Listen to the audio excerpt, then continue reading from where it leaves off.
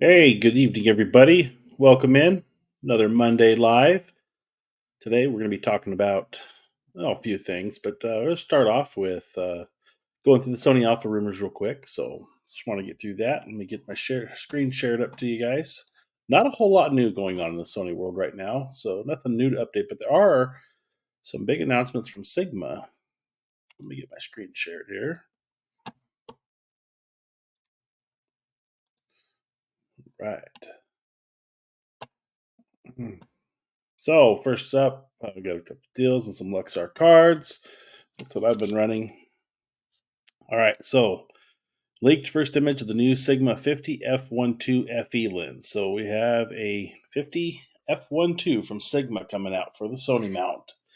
It's what would the price be on that, guys? I'm thinking $1,600. That's what I'm guessing, about 1,600. The Sony, I don't even remember how much is the Sony. Let's look. Sony 50.2. Excuse me. Well, it's $2,000 for the Sony. It's on sale for 1,900. So what are we gonna put that about 14, 1,500 maybe? Yeah, let's see what that comes out at. Anyways, back to the rumors. We got the F1.2 Prime. We got that one coming back. Like I said, there's not a lot going on in Sony. We got a lot of lens stuff out. So now available for pre-order is the 7 Artisans first autofocus 50 f1.8 for the Sony mount. That's a Sony E mount, so that's APS-C. Let's see here. Got the new Sigma 500 5.6 and 1514 are now shipping. So, yeah, that's a 500 5.6. That's not a bad looking lens for 500 millimeter. It is $3,000, which is up there, but uh, 5.6 at 500. That's probably pretty good. Okay, latest rumors about the upcoming A7S3 and A1 firmware. Let's get through this real quick. What do we got? The A7S3 is coming soon. Suppose the A1 firmware coming at the same time. The new A7S3 firmware 3.0 will have the time code external like FX3 with dongle and shutter angle for A7S3. YouTubers are already reviewing the new firmware and may have video review ready the same day the Sony releases the new firmware. So it'd be interesting if that's the case. It'd be interesting to see what all is included in that firmware. And let's see, this was posted. This was posted today.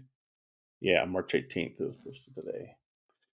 So I haven't heard anything about the new win or if it's going to see. I haven't seen anything, so we'll watch that one and update if we need to.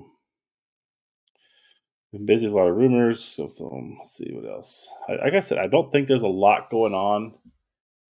Uh, I don't think there's a lot going on that's going to be like Sony related directly. So we're gonna get through this pretty quick. Go through the first few pages here. Some bags. So Mikey announced they'll develop three new full-frame autofocus primes, the 24 to 35 and the 50 f1.4. It's a nice little kit there if you want some affordable options. Moving on, Viltrix has announced three new f1.2 full-frame autofocus E-mount primes, 35, 50, 85, and 135. There will be a f1.2 prime for Sony E and Nikon Z full frame. Oh, sorry, no. That's the APS-C lineup, and then the full frame lineup will have the 35, 50, and 85 f1.4 Pros in Sony E mount and Nikon Z. And we got a 30 to 300 Vitrox Luna T4. I saw coming up. There it is. These are the pictures I was reviewing. Let's see, does this click in? Nothing big, but yeah, that looks like an interesting solid lens. 30 to 300 T4. That's, I mean, I don't even know how much that would be. Probably $6,000, maybe more. I'm not sure. Let's see here. ZV camera lineup. I'm not going to go over other people's videos. Just looking for the news tidbits here. There wasn't a lot out there this week. There's a bigger image of that Viltrox 30 to 300.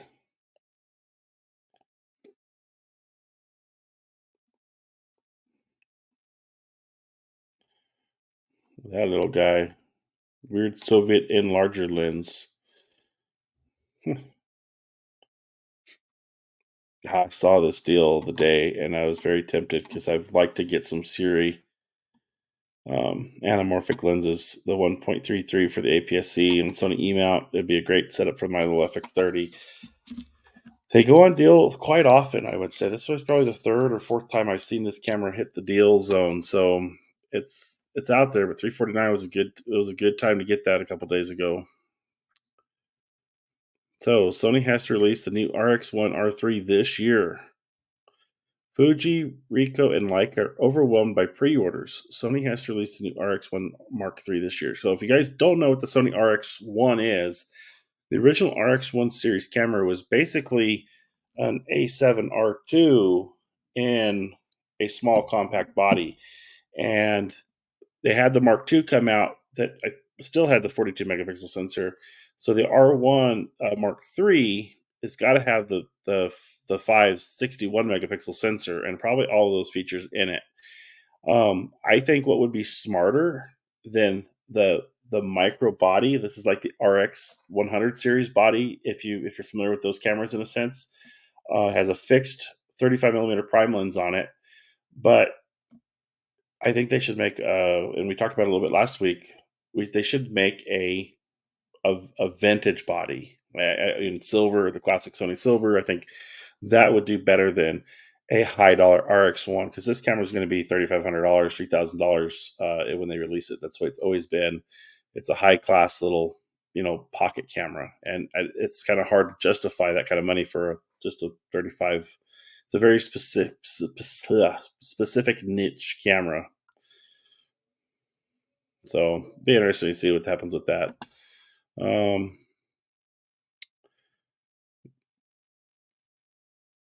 Has some curious data about the most used bird photography gear in China. So they're using the 200 to 600 the most from Sony. We got a Canon 600 f4 coming in second, and then the RF 100 to 500, going on down from there. All right, let's check one more page, guys, and let's wrap up the alpha rumors. Suspends orders for the 8514 DGDN and the 5614 E-mount lenses. Sigma issued a note of temporary suspension on orders for 85 and 56 E-mount lenses. The reason for this is that orders exceeded expectations and production cannot keep up. For items that have already been ordered, it may take some time for production to arrive at your doorstep or products to arrive. Interesting. I mean, I think a lot of people are really drawn to the Sigmas for the price point over the Sonys, and the results they're getting are rather good. I've never personally shot one, so if you have any Sigmas that you've shot with over in a comparison model of the native lens, be very interested to see what your thoughts on it were. There seems to be a supply issue for camera manufacturers in Japan. So Sony announced this 24 to 50 f2.8 lens. Now, if you watched today's video that I released, that was about the 20 to 70 versus the 24-105, and I wouldn't see somebody wanting to own both those lenses together. There's really no reason to, but you know, which lens is best for you and your usage. And in that video, I wished it was a 2.8. And I thought about putting it in on the video that, hey, they dropped a 24 to 50 f2.8 since I filmed that, and I've been editing it. But I decided not to, just because this is kind of a specialty lens. It's a little bit different, and it's another 24. There's so many Sony lenses that start with 24 millimeter or that are 24 millimeter. It's been hard to keep up with, and I mean, let's rattle them off. We've got this one, the 24 to 50 2.8. They have a APS-C 24 millimeter prime. We've got a G Master 24 millimeter prime, which I'm currently filming on. That's 3. We've got the 24 to 240. We've got the 24 to 105. We've got the 2470s. Of course, there's 2 right now, the Mark 1 and Mark 2. We've got the F4 variant from Zeiss. there's talk of a new 24-105 version, which also I didn't mention in that video, but the video had the old original version, which I'm currently have on the camera here, and and that talk is that there's a new version coming out that would be comparable to the 20-70 as far as aperture ring, probably the dual button, pretty much all the new features that Sony lenses are getting. So that's on the horizon, I bet. God, my voice sounds so raspy tonight. Excuse me. So uh, that's a handful of lenses. There's 10 lenses right there, I think, that we counted off. And I know, oh, there's a 24 little mini one they make now for the full frame. So that's 10 right there. Um, with hardly trying to see what's there. So it seems like there's a lot of lenses with that 24 millimeter that it's like it's kind of comical. Like, and that's why I think the 20-70 is such a nice option because it gives you that wider range and you can still crop in with these high resolution cameras. All right, so let's get into some comments here. Cooley's here, says, "Hey, what's up, Cooley? Good evening." And Roy's also in with us today. Good day, Malcolm. Down under. Roy says, "I like the Sony version. I think you were talking about the 51.2 at that point, and then you mentioned the 500 Sigma was a surprise. Yeah, that's a good option. I don't think that a lot of people have out there. So definitely worth we're seeing that one come through. And what do you think the value is going to be at it? I'm like I said, I'm thinking, oh, I don't know if I said a value already. I can't remember, but was it the Sony's 300 is 6 or 7 thousand. So I'm thinking the Sigma is going to come in at, I'm gonna say 4 grand.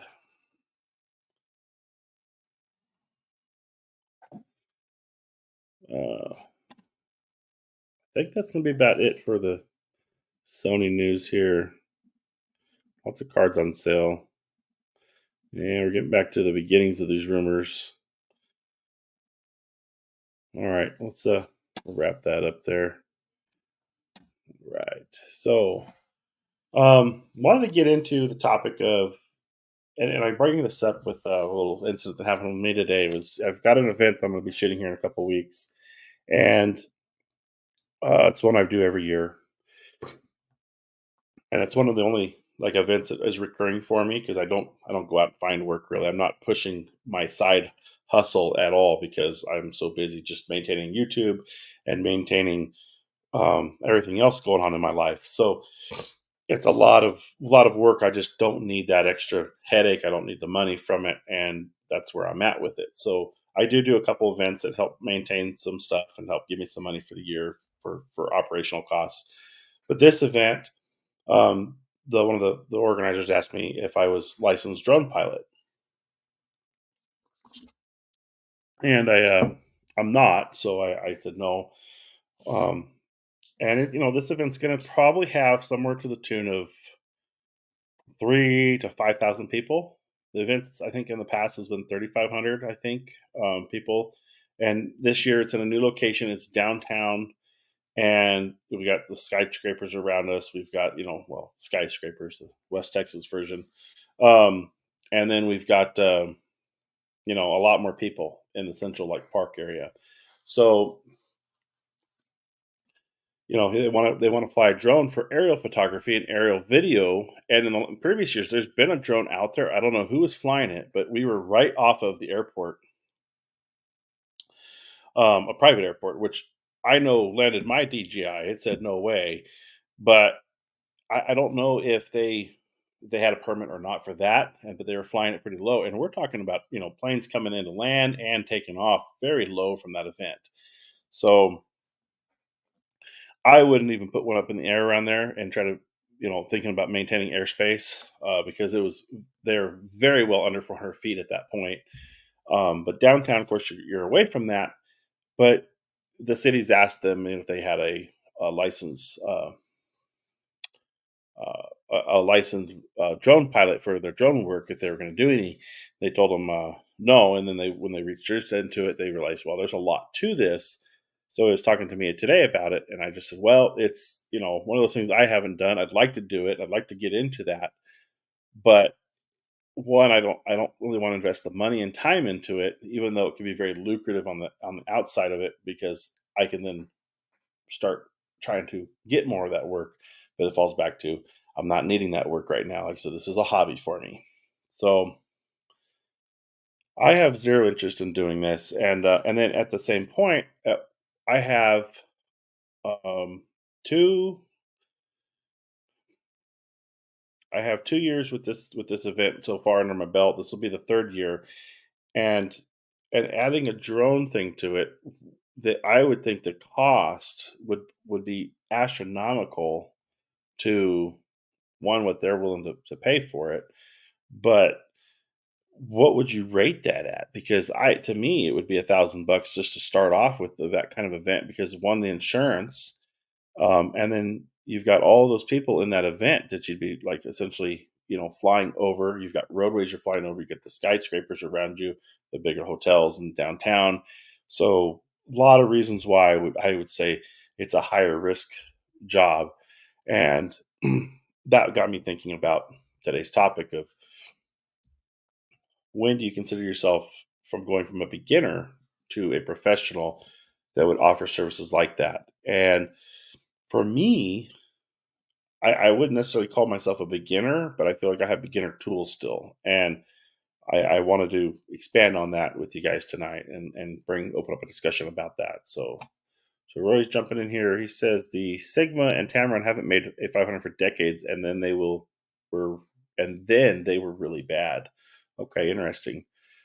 Um, Sigma and Tamron. I mean, I kind of classify those hand in hand, but if I had to go pick one, it'd be the Sigma. Seems like they're doing a little bit better job these days than the Tamrons, but I know the Tamron's doing a pretty dang good job too. Where do you take that one? Well, says I bought a drone just for aerial photography, right? And in the U.S. here, you'd have to have a license, a commercial license with the FAA to fly it, and use anything you use off of it to make money has to have that license. I mean, that's one of the reasons why I don't have a drone anymore. Cooley says, I'm barely feeling like a pro photographer right now.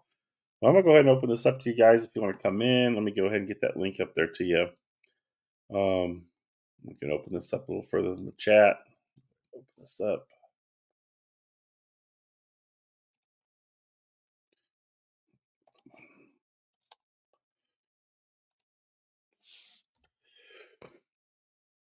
All right, there's that link if you guys want to join in on today's discussion. It's light. I got to see if I can fix my chair.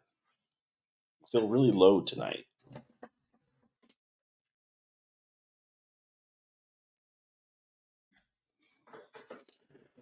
Oh, that's better.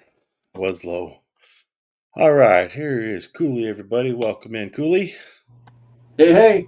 Got no sound effects. Huh? I said I have no sound effects tonight.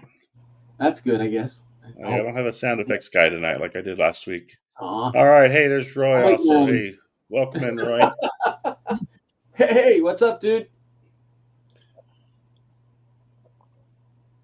I So think it looks like right now we're all auditioning for Santa. I've Yes, got we a could do couple. that. I've got a couple more years of catch up for you guys, I think. I don't know, man. So getting to this topic of when do you consider yourself pro over amateur? Um, Roy, you've been shooting professionally for a number of years, right? Where did you draw that line? The line from amateur and professional. I turned pro in 1978. What do you And classify as pro? earning money to live on. Gotcha. That's what makes Okay, you a pro. that's a good But then score. again, you got people at supermarkets and that taking photos for money, so it doesn't mean much. But you were doing it enough to sustainably support yourself and your life to make a Yes, living off of it. That was the moment you considered yourself a professional. I think so. Okay. I think I'd rather be an expert than a pro, though. At the moment, I'm trying to retire. Yeah. That's, It's easier. where's that going to be going to? I don't know. I think I'm about 85% according to my accountant. I only made 15% of what I made last year, so Yeah, right. I'm 5% retired. I think that's a big misconception. I think a lot of people that go into any kind of self-employment thing is they see the dollar figures of what they could be making. Like, I know I've seen it in my industry where people go into their own business thinking, "Well, I can do this and make the charge this much money and make it myself," but they don't realize that you're lucky to keep 15% probably of your totals as profit that you can take home. And they don't realize that, sometimes their hourly pay is higher than that, Oh, uh, yeah. than than what you could be doing on your own because of all the expenses that they don't realize, or just maintaining your own health care coverage. So, Cooley, where do you consider that line at of being I a mean, pro? I guess I started shooting weddings when I was like 16. So I mean, it was like it kind of, I guess, making money started pretty early, and then uh, I mean, you know, although I wouldn't do anything else. I mean, if I don't hustle, like probably would die or something. Just for the sheer fact of boredom. Wish there was Hmm. less paperwork. Huh? Today's paperwork day, Ah, so I thought I'd I distract kind of myself, join your. I kind of got around that by I found some software called 17 Hats that Mm. pretty much automates all the stuff you do. I mean, gives me a little more free time. You know? yeah. So, like, I know, like, even just what little bit I do, the paperwork can be daunting. Like, just to keep accurate records of everything, and it's a lot. I can only imagine if you're doing it on a daily hustle, how much extra work that is. Where you have to commit several days a month just in your paperwork and your ability to keep up with it all. Yeah. I know, I still fully consider myself a hobbyist before a professional. I know out in the field, if I'm out there with my gimbal and my rig set up on it, I mean, people consider you a professional, but that's not where I place myself by any means. Um, but I think I'm beyond beginner into an amateur type field. I think I have the potential and the knowledge to fully elevate that beyond that. It's just I don't have the means to transition that without a solid backing of it. I can't. Unfortunately for me, it's not an option to just cut dry and go do it. Even though I think I know probably could, but I don't have the backbone to support that endeavor just yet. If that makes It's sense, I risky guess. because the first year or so you may not make any money, or Right. maybe no living there. So unless you got some money tucked away, you could starve. Right. Yeah. Yeah. And that's the biggest thing is having some money tucked away now. So it's never been really an endeavor of mine to do that, to go fully professional and accept money um, to support myself. I mean, I do accept money to do the odd jobs that I get, and what few I got. In fact, I actually do have a senior portrait session that's going to be lined up here in the coming weeks with a coworker's daughter. So that's little things like that is what I kind of pick up on and I try to do. I don't try to go out and find the extra work, but I let it kind of find me a little bit here and there. Just and I try to jump at the opportunities when I get those opportunities, but I'm not out like on the grind trying to find it. I just don't have the time. I think the worst part is the tax, paying tax on everything you earn. Last year, I think I Yeah, paid $120,000 in tax. yeah, right. It's absolutely painful. Yeah, I, so last year I dropped 30,000. It wasn't fun. I had one yeah, of the best years I've ever had.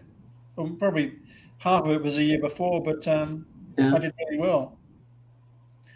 Most of my customers are technical people like museums and that sort of Oh, thing. that's cool.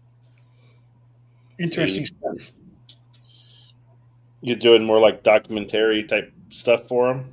Yeah, analytical pictures and things. If you take a picture of a painting, you have to show the brush marks and everything, Oh, right. Yeah, other than the print picture itself. When I right. got when I got out of college, that was one of the first steady gigs I had. I'd go up to I would work in downtown Chicago at an art museum, and they'd have you photograph all the different artwork. It was They have to keep records. yeah. Yeah, I'm sure the insurance wants to see some sort of updated photograph or so often of it, just to I mean, you know. it takes a long time for them to trust you as well, because Right. they've got to find people they can trust. Yep. Yeah, so it's working up to those jobs, and that's kind of where I'm at. I mean, I know another photographer in town who's not full time. Never, I don't think he ever went full time, but he does have a regular day job, and he just started shooting his kids, sports games, and parents started asking him, "Hey, can you do photos?" That's where it started for him. Yeah, I did Um, it for a while You too. start somewhere. I um I had a minivan that what I would do is I'd pull up and I'd open the tailgate and I had a 8x10 die set printer here. I had my laptop here. I always knew where the closest electricity was, so I plug into there. I'd shoot the sport events, and then kind of do a real quick post them on on the internet and stuff, and then they'd come to my back of my van. Felt like I was making a dope deal. Coming back in my van ordering prints, which was cool. I mean, I made some good money doing that. I did a couple of concerts in Chicago that way. Found out that the Chicago police don't like that much. I figured there can't be anything wrong with this. Oh, anyway. yeah, it's like I used busting to, little kids for lemonade stands. I used to develop my film in the van. I did a Oh, few weddings, so I developed in the van. Then I'd have the oh proofs my for God. the reception. You were a braver man than I am gonna get in. I still remember the nightmare of getting them all done. Oh, I've avoided dark rooms since. yeah.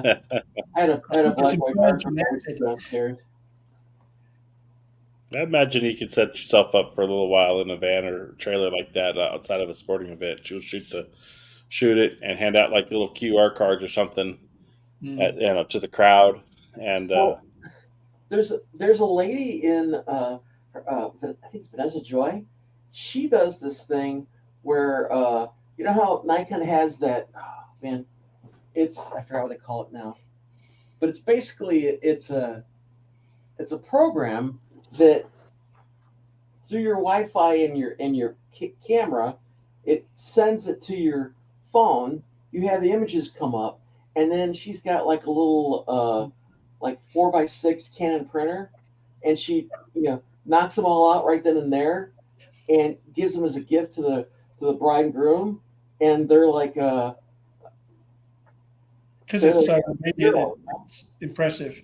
Yeah, yeah, well, there's Done a like lot that can be done with prints. I think nowadays, with I mean, the ability some of how good the printers are and how easy it would be to pack into a car or a trunk yeah. and be able to still make a decent quality print for somebody.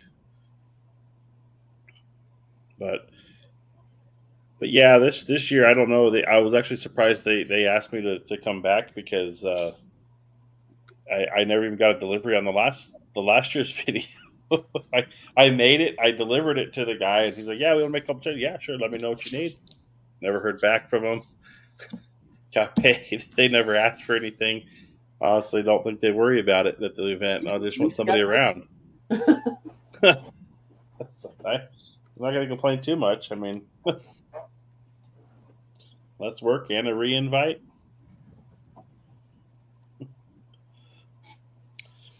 most of But my stuff from very well known people that I've known for decades. Yeah. yeah, You build up your reputation; it just keeps going. hmm I hear. Same here. yeah. I was actually surprised that I had several people last year ask about it, and then about services, and I gave them business card, all that, and but never had any follow ups from it. So I mean, like I said, there's no sweat off my back because I've got plenty to do, and if I get a project down the road, that's great. But Mm. usually YouTube and affiliates kind of manage and maintain my overhead right now, and that's all I can ask for. You're lucky to do that. Yep. Which isn't much right now. I don't have like an overhead bill because I'm just working out of the house, but it's the equipment still, like I don't get to upgrade too often. Keep Don't it know how going. most people make money on YouTube. There's some genres do really well, and that's where I Cats. question doing. Cats, Yeah, goldfish. well, I could do a whole series on cats. I got a couple of them running around. I'm Oh, telling you, man, we should do my idea. Milkshake Monday. Dude, I was so close. If I had more time tonight, I was gonna set that up because I was like, I had the ice cream, I had everything to do it. I'm like, I have Get a like little chef 15 hat minutes. I got to be on live, so didn't happen this week. on. But yeah, I want to get that somewhere. It'll show up when it will go live. You'll see a blender mixing. Aw. That would be funny. Yeah. nice and noisy. Yeah, I think there's a problem with your stream. Like, what the hell is that? So It's a yeah. blender.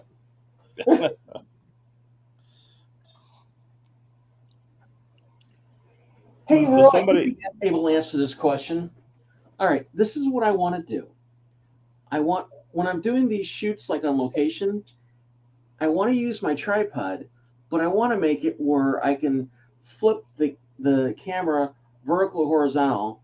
I have the I don't know, the rotating things that you call them that go on your lens. Like if I use a 7200, where it'll go vertical or horizontal, just whenever I want to do it. I But got I a want rotating to do it foot. with my other lenses. I got like a 24 to 70, but there's no real good place to put the collar on it to maybe have it yeah, go it's vertical or horizontal. Ideas, or should I just get an L bracket and be done with it? not just an L bracket. You can Yeah, get, I think, I think Small Rig had a sort of mounting thing that goes between the lens and the body, yeah, and you can turn it 90 degrees, but it looks very cumbersome. yeah. I saw that too. I was like, yeah, it doesn't look that comfy, It But didn't look anyway, very practical, did it? so just a thought. But I People don't trying to get my attention. know. Fat chance. Hmm. I got it right here, pulled up. This one. Yeah, Yeah, that's it. there's another one that's actually but it's for it's like an L bracket. It's made for a Nikon D850, but I have a D750, and they're pretty like almost so close it's scary. You know what I mean? But yeah, like that one. I've got a few Yeah, L brackets, but I find them they get in the way and they're just annoying. Uh huh. Sometimes a good tripod will flip the head 90 degrees Yeah. well. Yeah. Some don't. See, all mine have like ball heads, and I'm realizing maybe the ball heads yeah. have a. Mine's a pistol grip that has a Hmm. ball stock underneath the pistol grip, and you can rotate it down 90 degrees and then tilt it side to side. Yeah, I was But thinking of doing something like that maybe. it's that fine control you don't really get. I've got it pretty tight to hold a heavy lens. Like Yeah. that. Yeah. Whoa. Okay. Oh. Okay. Dang. I like the grip. I hate the lens. I hate the tripod it comes on. Oh. Okay. Huh. Yeah. Is that Manfrotto, or is that just the It's just a cheap, I think, Vanguard. Vanguard? Yeah. I prefer the Manfrottos, but they haven't got the grip. My ones. Huh. Okay. But Food for thought there. it's very easy to set. It's almost instant to set something. Yeah. I just want to just kind of go, and like that. But in my camera, Yeah. it'd be much easier. Yeah. There you go, like that. That probably work. So this is the one. This is the one I've got. You've got the ball head to move it around, and then it flips 90, and you can still rotate it up or down. Oh, okay. It That's works good for camera. fairly well, but I have to keep it rather tight to hold.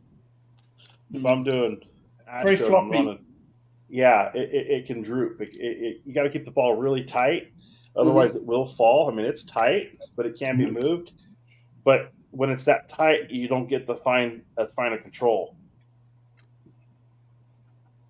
So I mean, I like it well enough to keep it around. I got 2 of them, but I wouldn't have bought 2. I just ended up with 2 of them. But that's I don't even know where the other one's at right now, honestly. Oh, I think it's holding. Yeah, it's holding this light up behind me. Getting a good tripod's a struggle.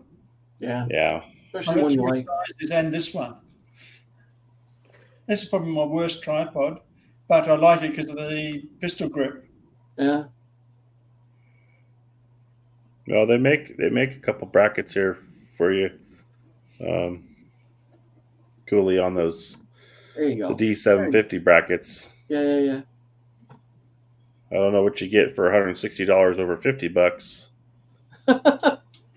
Not much. Yeah. Because I found one, believe it on Amazon, that's all like even has it where you can kind of adjust the height of the side bracket. You know where all the connections are and stuff. You can adjust that, and it's got. I don't know, but The small rig stuff's pretty good. Yeah. Hey, welcome in, Matthew. Good to see you again. How you been? What's up, dude? You ready to join us live, man? You got to share your prettiness. Come on. He's been busy. He's got that channel going, I think. But I challenge all you people watching this to get on now. yeah. How many people watching? I think it's us and Matthew. You got it right. Yeah. Yeah. We're just one notch above crickets going. Shh, shh, shh. Yeah. Well, some nights it's like that, you know. You have to start somewhere, though. Yeah. Yep, got to be somewhere, and appreciate all the support you guys offer. It's good. It's a We'll good group of go- guys you got going. Go on. Right. Oh, But I never know. Like it'll. I have a little ticker up there on top that says how many people are watching, but it can go to 0, and I know I'll have like 3 people in the chat. You know, so I don't know how it's tracking that data, and if it's, and I don't know if it always shows you coming in if they have their privacy settings set up. You know, they might have a blocker on their. If it picks up those people that have a privacy set up, if it shows them as a viewer or not. I wouldn't worry too much either. It takes off or it doesn't.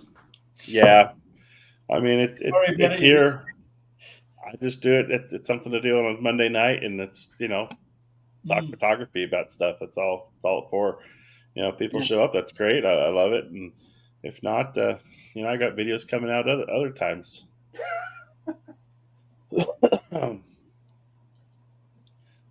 So yeah, Roy, I tell you prefer the 24-70 as your go-to lens on my video today. Then I've always got the 70 to 200 to back it up, or the 14 to 24 if I need to go ultra wide. And you stick with the 2.8s on that. Yeah. All 2.8s. A lot of primes as well. I was pleasantly surprised with that 20 to 70. I when it came out, I was like, it's cool it goes to 20, but I'd rather have the reach because I'm always liking telephoto. But in real world use of it, I really enjoyed the 20 millimeter aspect, and I'd say it'd be better to get the 20 millimeter because I can always get further out, but I can't always come wider. And if you could only have the one of them, that's the one I would choose. I have a 24-105 still, but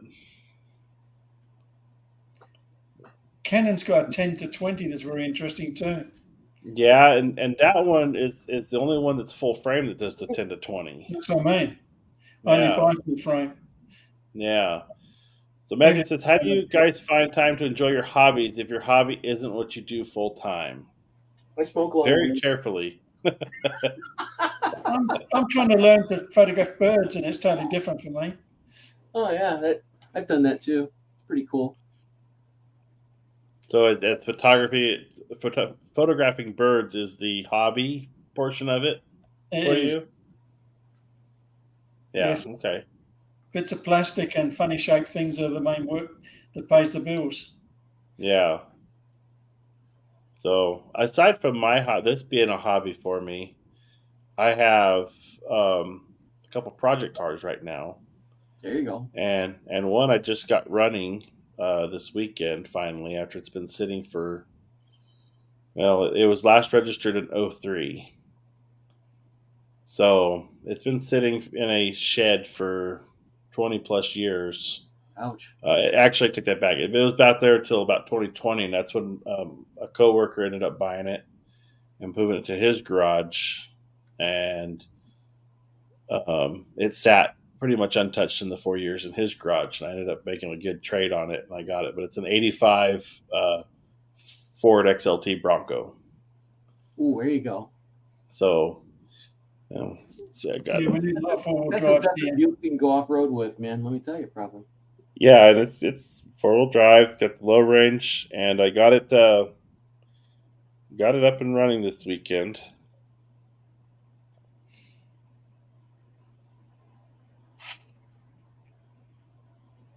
Oh my God. That's the Oh, first time cool. it ran and on its own, unassisted for 20 plus years. Oh wow.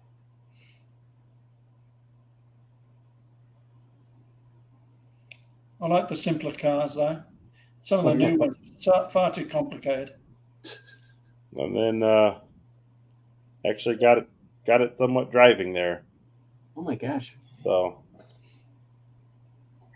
yeah, Hey, if you it's find coming another one, together. no, I wouldn't mind grabbing one. Yeah, yeah, this one has just been sitting untouched in that time, and it's kind of turning into my, like I said, I've always been a mechanic and worked on cars, as a business and career choice for a long time. But I'm now out of that. Mm. But and I got to a point where I didn't want to mess with it. It's just drive newer cars. I don't have to work on them. It's easier. I'm not into modifying or messing with them, and I just do my basic maintenance, and that's it. And I picked up a '93 GMC Suburban that didn't run. Oh wow.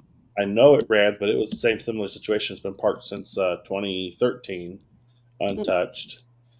And I ended up buying it from a neighbor who bought it and ended up moving. But he bought it and drove it to his house, and I saw it running when he brought it in. I remember seeing him bring it in. Did a bunch of work to it, and ended up needing more work. And the guy said, just keep it for what you've got into it." He's like, "Okay." And then, long story short, I've ended up with it. It's been parked. I pulled the fuel tank out. It needs a fuel pump. The fuel tank's rusted. I needed to, get all that replaced and put into it. And it just sits because I just haven't want to spend any money on it or put any effort into it. I don't need it right now. It's a project for later. Just something cool to have, I think. And then the deal with the Bronco has always been in the background. Like, always trying to make a deal on that Bronco because when I started the job I had, it was the owners that got it, and then um, and then the other guy that ended up buying it or trading for it, finally got it through a deal, and then now I've got it. So I'm the first one to get it to go and run here in a while. Hmm. Hey, Robert Silver's dropped in. Just says, "Hey, just got back from a long day of hiking. Just wanted to say hi. Hi, Robert. How's it going?" And make sure you guys all go in and press that like button too. All right, Matthew says, "How do you know when to go pro in reference to your title? Have a great secure job. Don't hate it, but in the back of my mind, I would love to be doing videography full time and helping others." So coming a little late because we did have this discussion already, but to reiterate, Matthew, um, Roy pretty much said it best: is he went pro the day you started supporting yourself doing that, as a job that you were paying yourself something with, or actually earning enough money to support yourself. But like you said, having a great secure job, and you hate to put that, in the It's back and try easier, to isn't do it? it's a leap of faith and knowing you've got the work there to Mm. do it. So I would say, myself, my financial situation, I'm being responsible. We've got the family, we've got a household, we've got our bills and our life we're building. Um, and I'm not in a desire to go full on pro, even though it'd be a great change for me. I don't necessarily have that drive to do it because I actually do like my job, like the people I work with, but um, it's also, I think, at the point of when you're got enough side hustle business going on that it's actually your job is hindering that, and you're not taking on any more because you're at that point. I think that's the point. You have to make that leap of faith and say, I'm going to go do this full time. If I had the extra 8 hours in a day to do this, I think that's when you make that leap to decide to go pro and start doing it full time. And as we discussed earlier, it's a lot more in the reliance of it that you need to figure out how much you need to earn in that year and add 85% to it, to how much you need to be able to be booking out and closing out to in order to pay yourself, I was because very it's going to arrogant cost. when I started. It's probably a bit too early to become pro, but when you're young, you don't think about things like that. Right, and something you definitely got to think about is that, you know, you may right now be able to go say do a job, make $2,000. Well, that was easy, $2,000, but in reality, once you're pro and you're paying yourself and supporting yourself, that quickly turns into $300 if you're lucky. And by the time you're budgeting your business and budgeting the expenses the business has in one supporting you and supporting itself, and the business has to come first in supporting itself, and then you have to pay your taxes and everything else, your overheads, and then you hopefully have you're budgeting your jobs out enough to say I can keep 15%. That's where it definitely gets to a point for you. But I think that's when you know is when you know you're getting to a point of it.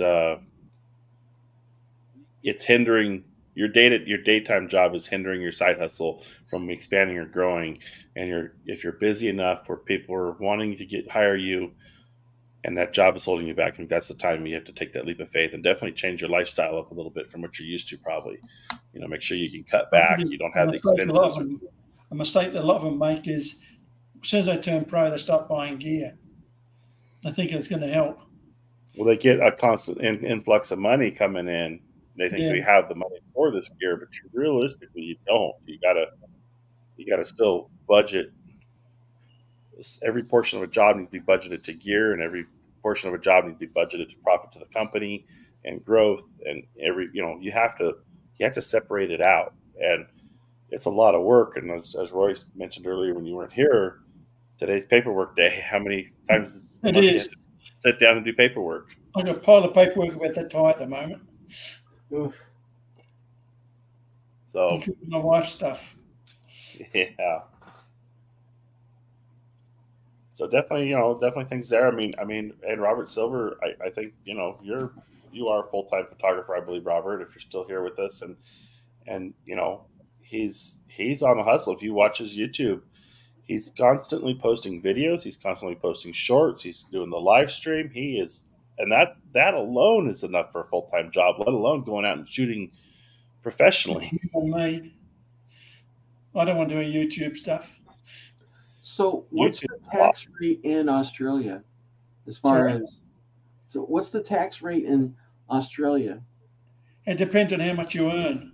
If you earn over 45,000, it's nearly 50%. You think they think, gee, if I let them keep a little more money, it helped my economy, I don't know. Well, same here though. I mean, it's the same here. You just you get taxed in little bits and pieces here and here. If you add it all up, it probably is close to 50%. Yeah. Tax can be very sneaky.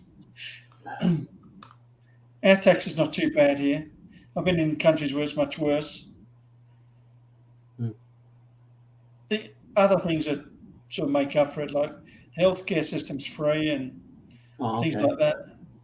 Yeah. You get that. You get the full healthcare system put into it. That's a big part of that tax that goes to it. Yeah, it's kind of, America's at that point of like, are they going to ever do that? They will eventually, but I guess my health insurance is still cheaper than the taxes at 50%. So. But it's not as easy to use because you got to pay out of pocket still on it. It's not just, it's never ending.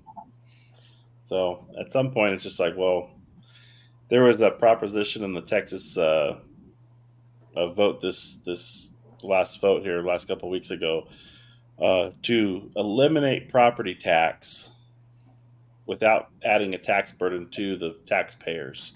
And it's a proposition to go on the ballot, and it passed. To me, the property tax is so expensive here on my house. I mean, between insurance and property tax, I moved in 2018, and my payment in just those two things raising every year has gone up almost $700 in that 6 years from when I closed and moved into the house. And that's a huge amount of tax going into that. And I kind of did the math, and I'm like, it would be better to get rid of property tax and probably pay it in as a state income tax on your income. Because I pay more in property tax than I do in my federal income tax at times. So it's like, Get a good accountant. Yeah, right. And utilize the business appropriately. My accountant was surprised when I told him I'm buying a 600mm f4 lens because I'm a product photographer. Yeah. Hey, you got to get the detail on those brush strokes. Without getting too close to compromise the painting. Mm-hmm. It's safety of the painting in mind.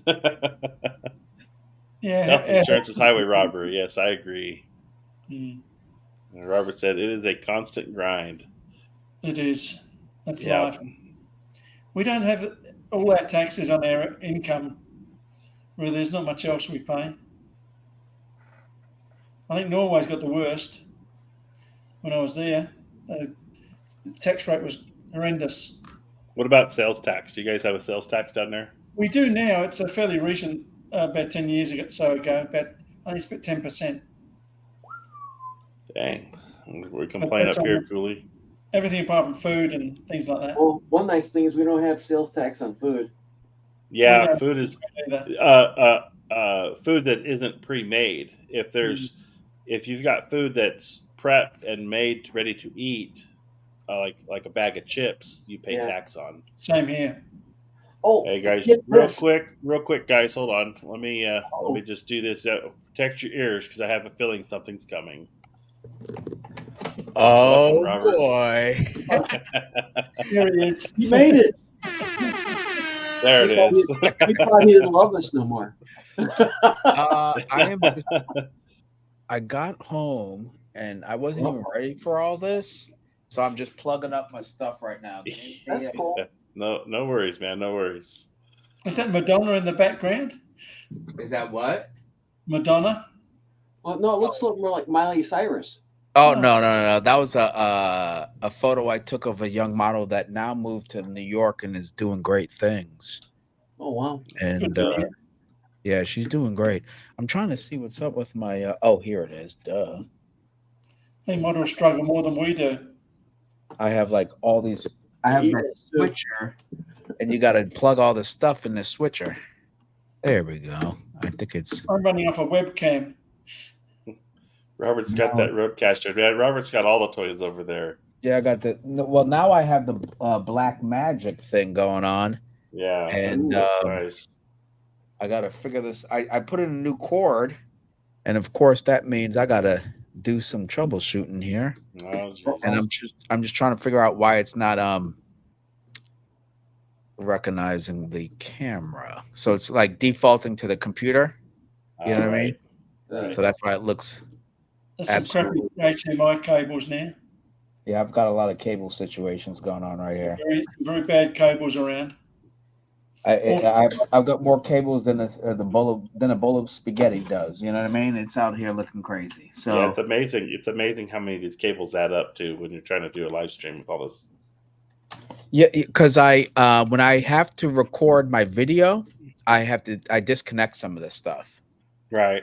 And I just ate dinner and I heard you guys talking and I was like, you know what, let me just jump on for a few minutes. I had a quick beer and I was like, I got some energy. There you go. There you go. And now I'm just trying to figure all this out. Maybe I actually plugged in the wrong. Yeah, I'm just trying to avoid So I apologize, guys, for my horrible quality here. It's very embarrassing. That's all right. We forgive you. We'll let it go this time. There you go. Thank you very much. Yeah, before tonight's live, I was actually rewatching last week's live that I did with me and Robert were on talking, and because I need to like critique myself and wanted to check the actual audio feed, and it actually turned out pretty decent last week. I was pretty happy with the audio and the sound and the video quality looked good. And Oh yeah. Oh yeah. You were looking smooth. That's why I'm just shocked on I didn't do much to this switcher, but maybe it's the way let me get out of this and come back on, and maybe that's All what right. will help. All right. I'll be right back, gentlemen. Okay. Have fun. So Matthew says, I recently purchased a good bit of DJI gear. Now DJI is saying their products may not be allowed in the USA, potentially per a recent tweet a few weeks back. Huh? I haven't heard that one yet, Me neither. but I do know that a few years ago, another company had the patent on the landing gear they were using on their little drones, and they were potentially going to be into some problems with having their feet on the drone alarms. The way it landed was a patented idea that somebody else had, and it was a good chance that they were going to lose those ability to do this. I'm sure they paid a lot of money to keep what they had, but yeah, I haven't heard this one as far as being a recent deal. DJI is kind of like Apple as far as, hey, that looks a little better there, Robert. Yeah. A little bit. Anyway. Companies. Got that porno music going, yeah? Yeah. Yeah. I have to always make an entrance here, so. Wow. He says, I didn't buy drones though, just mics and 2 cameras. Yeah, it'd be interesting to see what happens. I wanted to get the DJI mics originally when they first announced their first wireless set, and due to the time restraints for the wedding I was shooting, I had to go with the Rode Go's because they just weren't out yet. Even though I had them on pre-order, they just weren't delivering, and I had to cancel that order and get the Rodes just to have them in time. I've got the Sony set, which I'm working on testing. This is a pretty slick little set that is very similar to the DJI set, but this one does go directly into the hot shoe of the camera and gives you that digital feed into the camera, unlike the other ones that have to use the cable. So that I'm looking forward to getting to play with that more and get those reviewed for everybody. Good luck. My one was the first thing to play. It was the hot shoe. Which one was it? Right, what was it? The first thing to play up on my A7 was the hot shoe. Oh, that's the first one that went. Yeah. Yeah. But it was getting old. 2 weeks old at the time. Jeez. I was using the Pocket 2 today, the DJI, and it came with their lav mic. And my model friend that I was hiking with, she has the Pocket 3, and it comes with that new latest version of the DJI lav mic, and that whole system is pretty incredible. It's really remarkable. The drone cameras are near. Yeah, the drones, of course, but this was like the little handheld gimbal thing. Mm-hmm. It's like really small. Yeah, it's pretty. DJI is a force. Mm-hmm. So yeah, I mean, DJI is the Apple of the camera world, I think, right now, and they're doing good things. They've got a good ecosystem building. I'd like to see the only thing they're missing is a mirrorless camera at this point. They've got every other bit of gear and tech.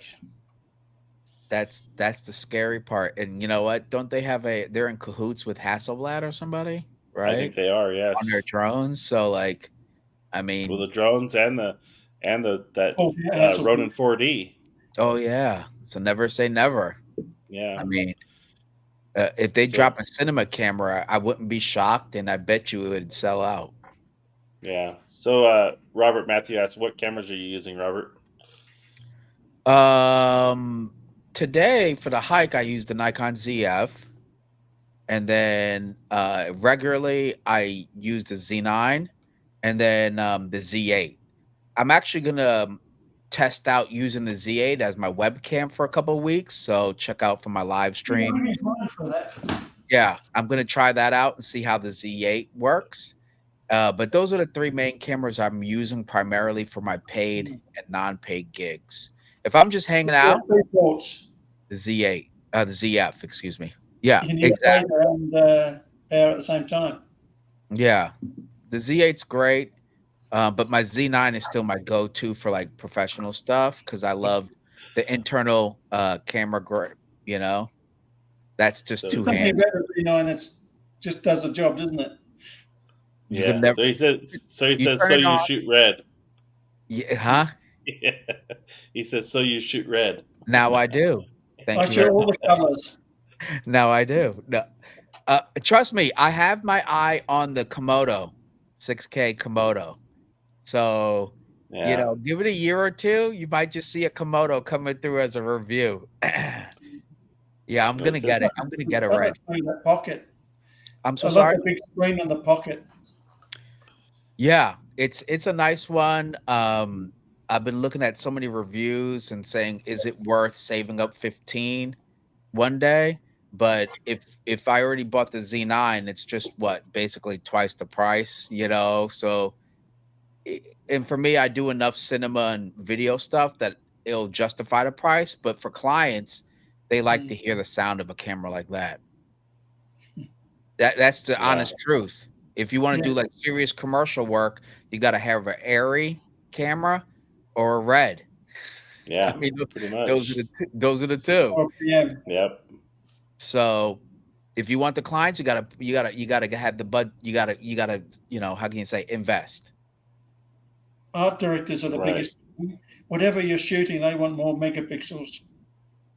Yeah, and the megapixel thing, I stopped chasing that. It's really about the internal Madness. the features for me is what counts. Does a Yeah. camera have the internal like stuff going on that actually helps me out? Then I'm game, like better autofocus, something like that. But after 45, I'm like, bro, really? Like no one ever asks for that. Yeah. Right. And the ones that do, they want you to shoot medium format or something. I Right. shoot medium format as well. I use a Hasselblad H. Oh, see, yeah. That's 150 megabytes. But no one in my headshots ever asked, So I'm like, why would I chase that dragon? It doesn't make Depends on any what your sense. market is. Yeah. That's what, it just but that's a low-hanging fruit. Oh, it does 45. Now mine does 55. And it's like such a low-hanging fruit to try No difference. to compete against another brand. But I like what Nikon's doing with all the internal firmware updates. That's just letting you know that, like, hey, you're gonna buy this camera for 5,500, right? Not this one, but the Z9, and we're gonna continuously upgrade it where you're basically gonna get $10,000 worth of stuff out of it. And I like that as an investment, and it feels more comfortable recommending it to others when I see a company do that than chasing a megapixel because you'll never win. None of these companies will ever win. And Mm-hmm. because Sony's gonna respond, then Canon responds, and then They're Nikon reaching responds. their limits in full frame though. I'm sorry. Once you go above 50, it starts to get very sus. And to me, I just never needed it. I do shoot full, 45 because I like to have that to work with, but no clients ever asked.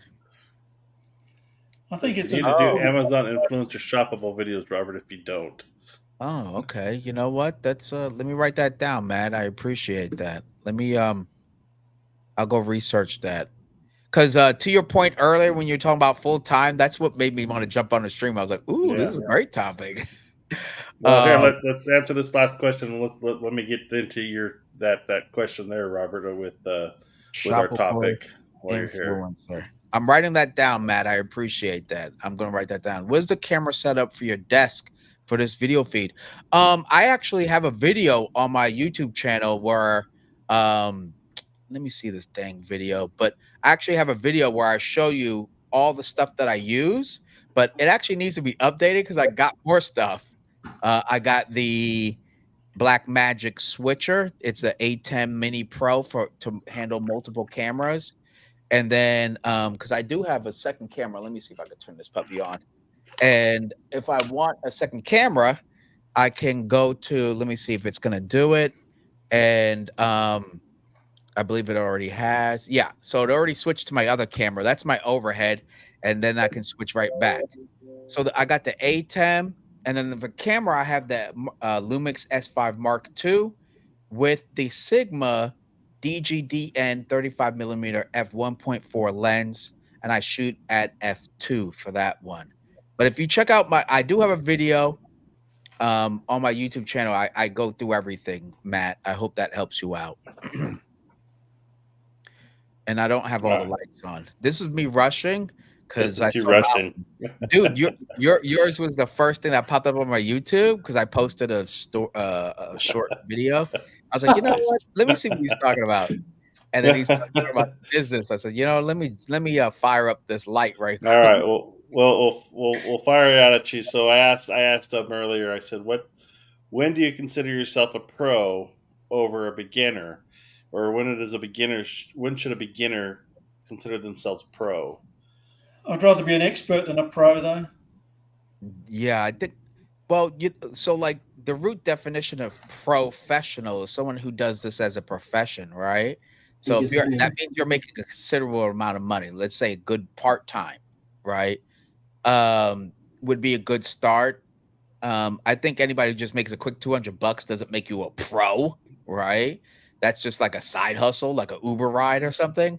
But I think if you could make serious part-time income, like reliably part-time income, then you start stepping in that right direction. But one thing that I shared in another video was that the difference between an amateur and a pro is that like a pro also can create a solid body of work on a more consistent basis than an amateur, right?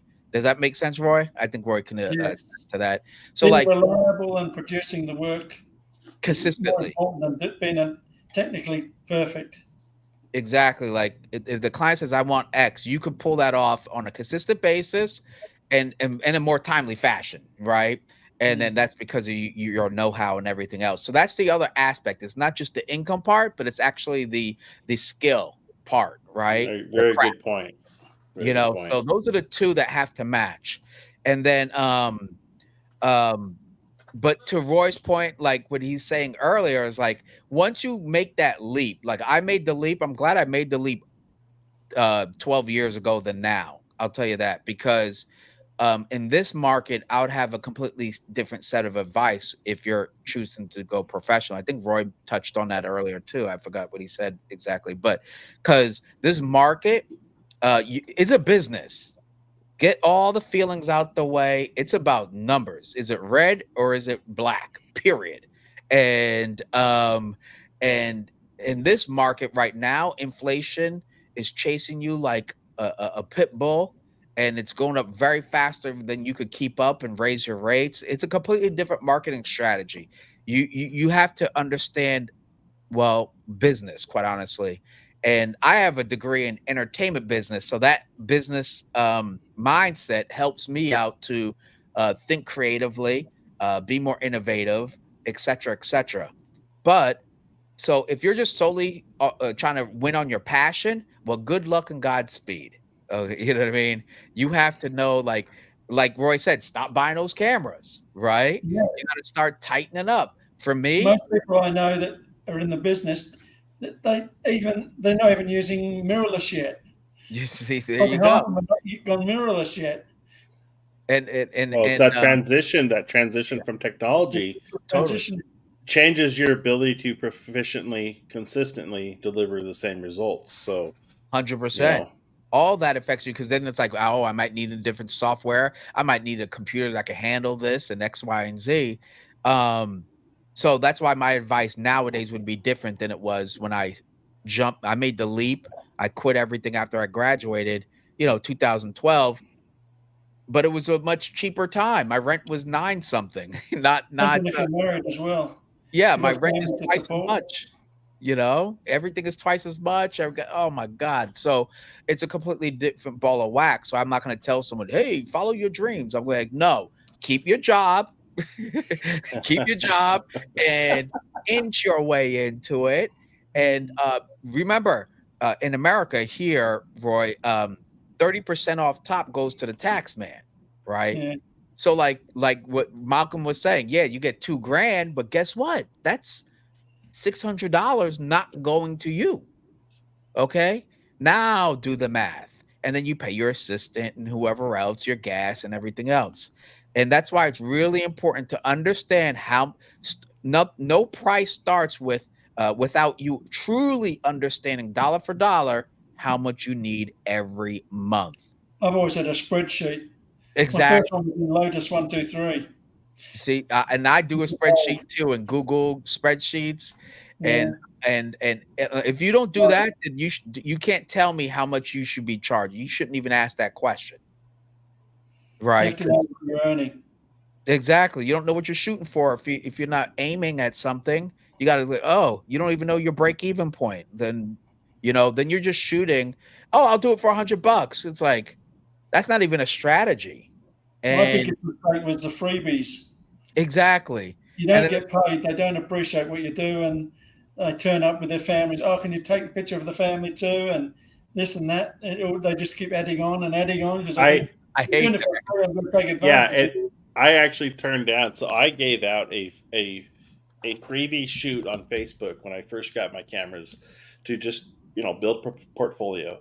yeah. And I said, hey, I'm giving out some things. Contact me, and we'll set up a thing. And I wanted I gave out a couples or not an engagement shoot, Mm. and I had a couple come up with the engagement shoot. And at the same time, I ended up getting another side. I was doing mechanic work on the side, and I got a paying job that weekend there. But I wasn't going to just turn down the free one. But I did the moment she said, "Well, I'm bringing my kids. I can get family pictures too." And I Oh, said, I was like, okay, I'm giving you this, and this is I'm the one paying essentially, They value you by how much they pay you. I wanted the engagement shoot, not family portraits. So I chose to go ahead and do my paid job versus helping them. And I said, well, I'm sorry, this weekend's no longer going to work for me. And I turned it down, and it was maybe a bad move on my part, but I wasn't chasing a business dream or anything like that. It upset them, but I'm like, you're the one changing the agreement, that's right. and I had an easy out, and I didn't want to do that, so I did it. Thing is, they see it as it's free, so that's what they should be paying. Yeah. Yeah. So I'm doing the the high school senior shoot here in a couple weeks, hopefully. It's been planned with me and my coworker for months. He asked me, he goes, "Can we do it?" And this is when the gown comes in. Yeah, absolutely, I'd love to do it. And I shot her quinceanera, and Okay. it actually went viral on my business YouTube channel. It's got over 50,000 views.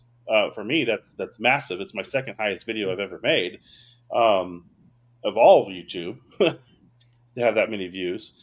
But I thought the video production came out fairly well for being an on the spot deal. But that was literally, they hired somebody to do their photos and video, and last minute they couldn't get a hold of the people. Wow. And I said, I'll just show up and shoot it just because, just to help you out. And if you guys can pay me something on the end of it, great. I think it was like $200, but realistically, for the amount of work and time I put into it, that was a $2,000 job. Totally. because they paid somebody out of Mexico $600 to do the video and the photos, and he totally flaked on him. He basically told him, he goes, "Hey, The people won't I get hired again. I don't have the money to come up there and do it no more, and so I'm not going to do it. And I don't have the money to send you back." So they were out on it, and then they talked to him, and he ended up UPSing the gear up to a guy they knew up here in town, and he showed up to do photos, and he shot the Mm. photos Mm. at the getting ready. He went to the event and shot the photos there, and then totally just ghosted them.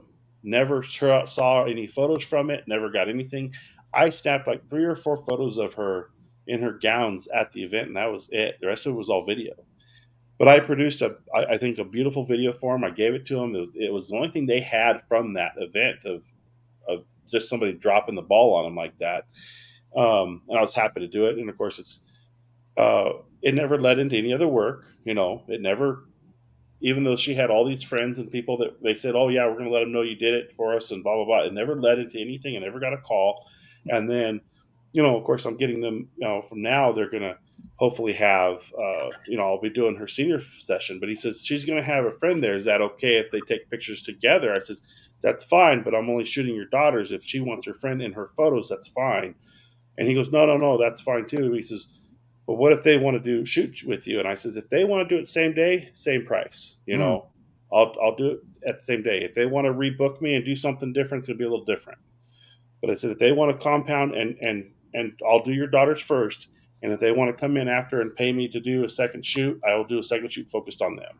And so I said, go ahead and offer that to them if they want to do that.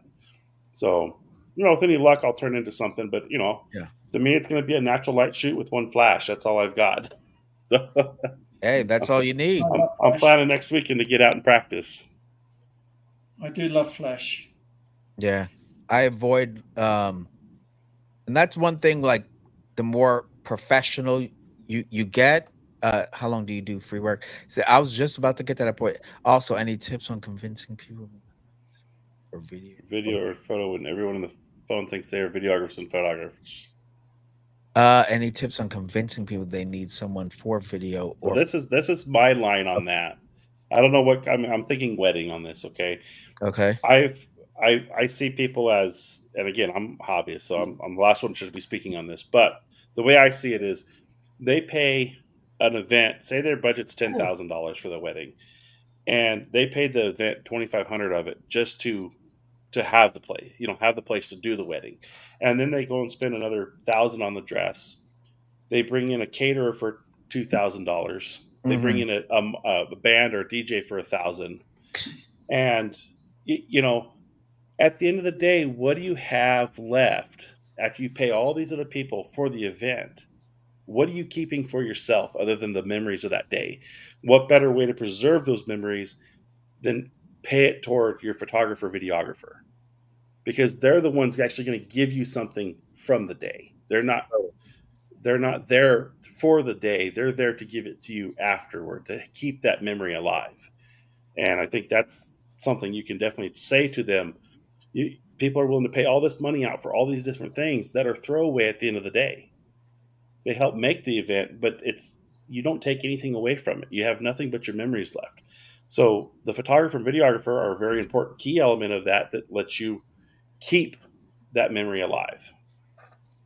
I prefer working for companies because they know where you stand and they expect to pay you for your work.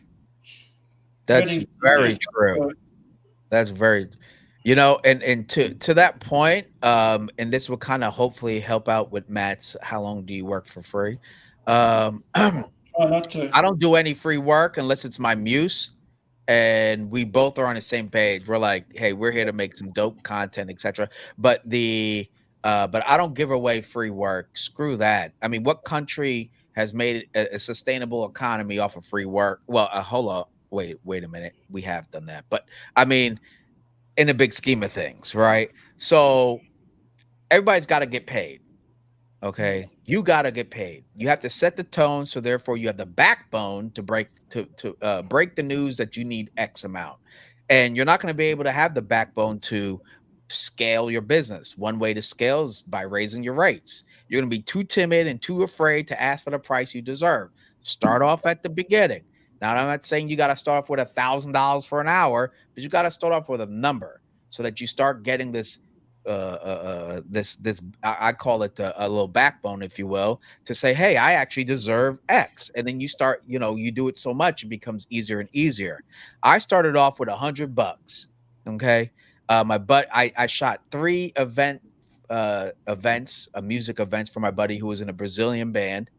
And I shot it. And after the 3rd time, I said, man, I got to edit these photos. I'm coming out, hanging out. I love it. Great music, but I need $100. And I started from there. And now before that, maybe I could have asked on a 2nd time. But this time I was like, I just understood my worth after a while because he's continuously asking me to show up. So therefore I'm worth something. And then guess what? I got the $100.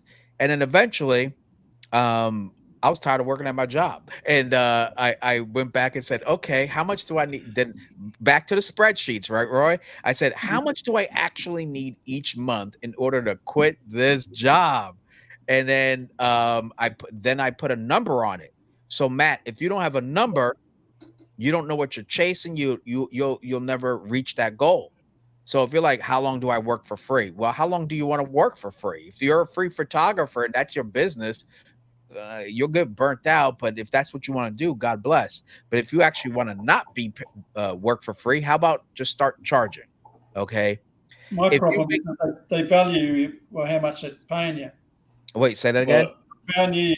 They usually value you by not your work, but what they're actually paying you. Totally. I've said nothing. 100%. Yeah. See, that's a great point. And Matt, when you I've had so many people, especially this year, because I raised my rates. I've had so many people say, I can't afford you. But guess what they said? Man, your work is great. I wish I could. I'd rather them say, I wish I could, than, man, you ain't worth that. Right. So it's like, yeah. So to your point, Roy, yeah, putting $1, it literally puts a value on you in the marketplace. I don't want to be the cheapest because I have bills to pay. Screw that. I have things I want to do. I want to visit Australia and bump into Roy. I want to go to places. I've moved here permanent now. Huh? I've moved here permanent. I've been. Well, there you go. So with that, here. But you can't do that working for free, Matt. No, you can't. He said no.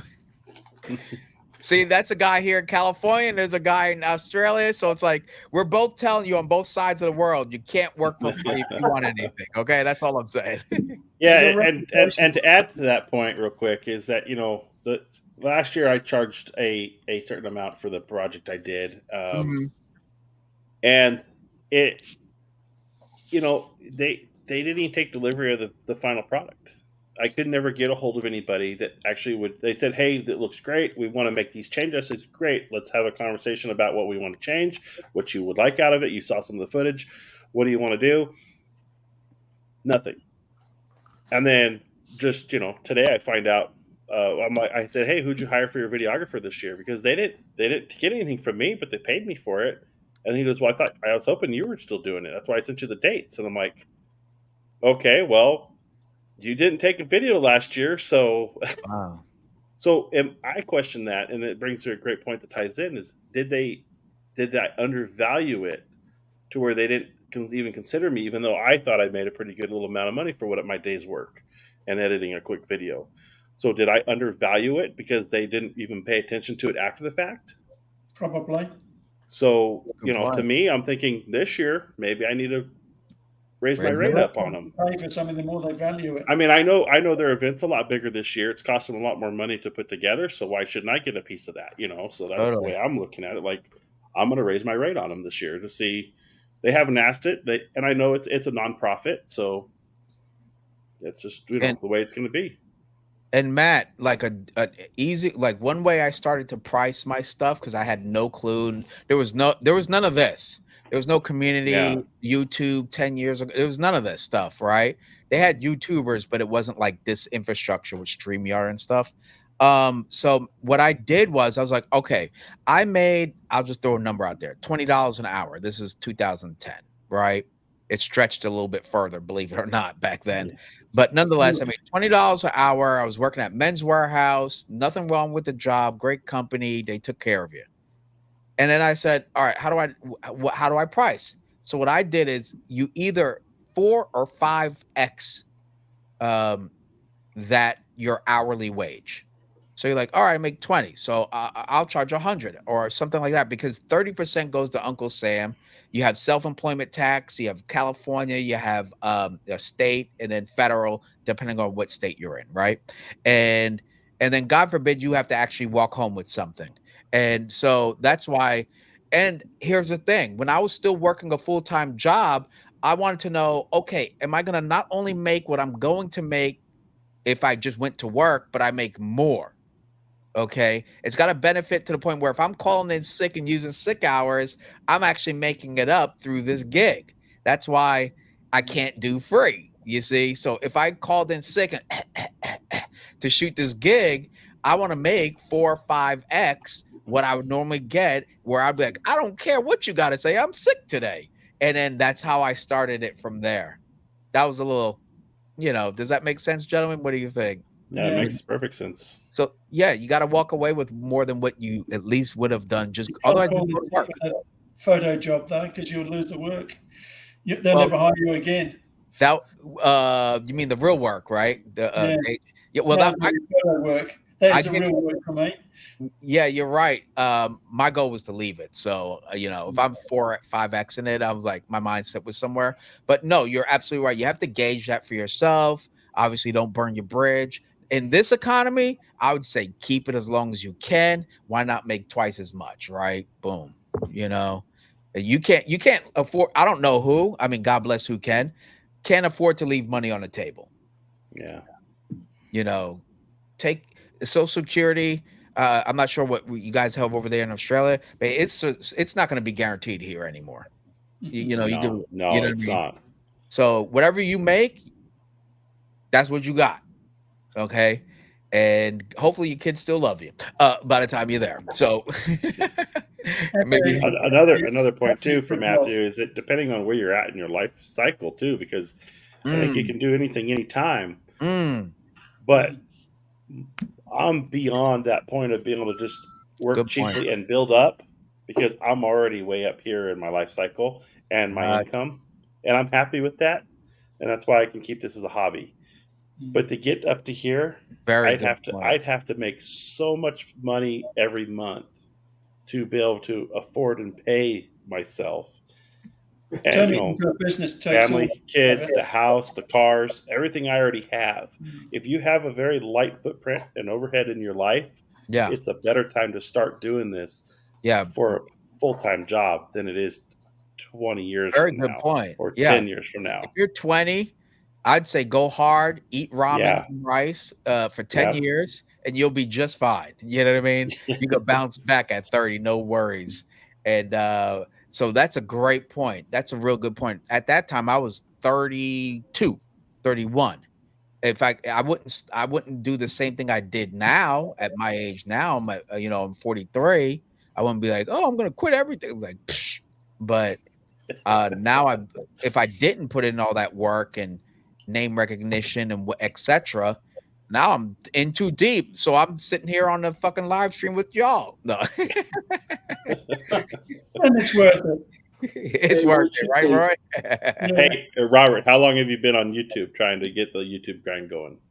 You know what? If you look at my channel is actually pretty old. It's like 10 years old, but I didn't really go hard until about 2 years ago.